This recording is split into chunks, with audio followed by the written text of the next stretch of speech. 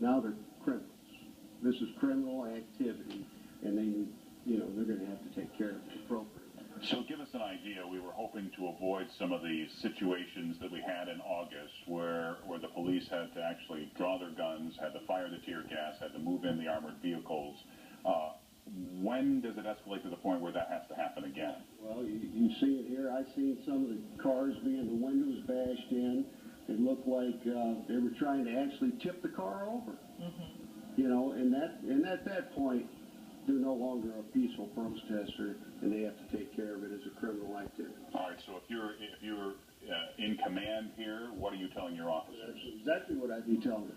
These are people that we need to take into custody. And there's a level of the use of force. You don't just start with smoke and gas. I mean, kind of explain that to people and how it works. What happens is, if they're just peaceful protesters, we're just going to be out there standing, watching, making sure everything is going fine and nobody's getting hurt.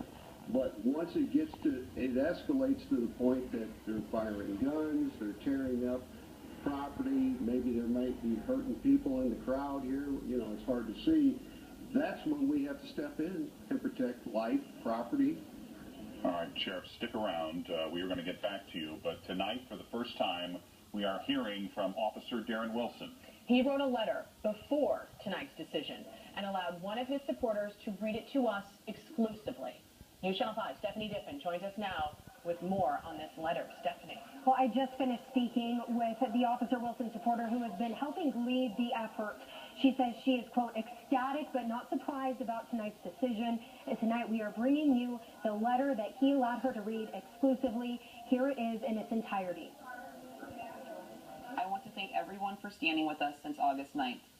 The following letter is from Darren Wilson to all of his supporters.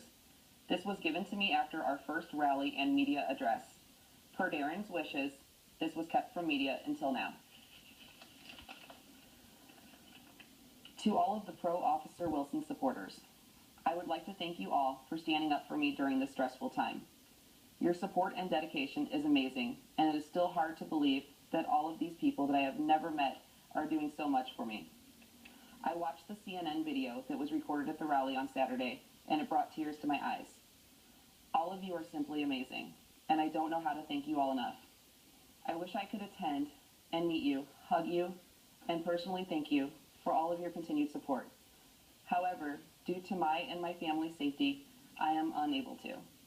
Please don't give this letter to any media or post it where they can see it. Relay the message of thanks to all and keep this letter private until the investigation is complete. I want you all to know that I do get updates on the amount of support. Unfortunately, I don't get to see all of the comments made through social media, but overall messages are relayed to me.